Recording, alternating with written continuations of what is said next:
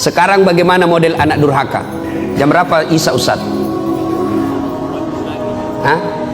Berapa menit lagi? 2 menit lagi. Oh, sudah habis berarti. Anak durhaka abad modern.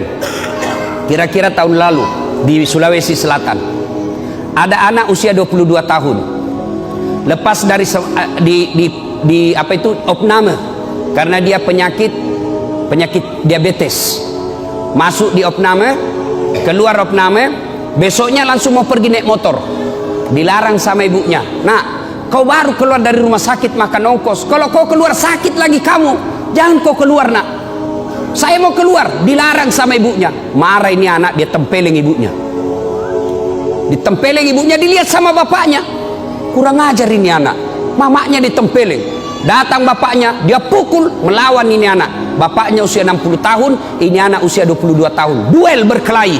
Jatuh bapaknya, pingsan, dia seret masuk ke gudang, dia cungkil 2 belah mata bapaknya. Meninggal bapaknya, Pak. Meninggal bapaknya. Tangkap sama polisi.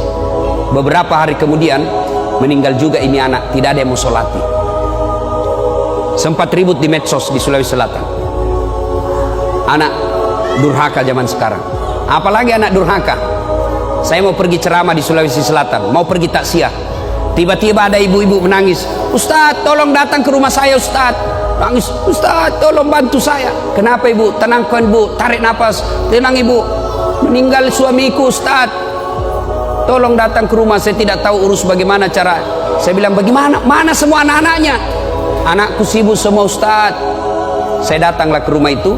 Begitu saya datang di rumahnya, saya bilang, Bu, mana nomor teleponnya anaknya? Saya minta nomor telepon anaknya, lalu saya teleponlah anaknya yang pengusaha di Samarinda, orang kaya di Kalimantan. Tabe, Daeng, meninggal bapaknya. Apa kata bapaknya? Daeng, ada berita duka, meninggal bapaknya di Makassar. Apa kata anaknya? Oh, sudah lama memang sakit itu bapakku Ustaz.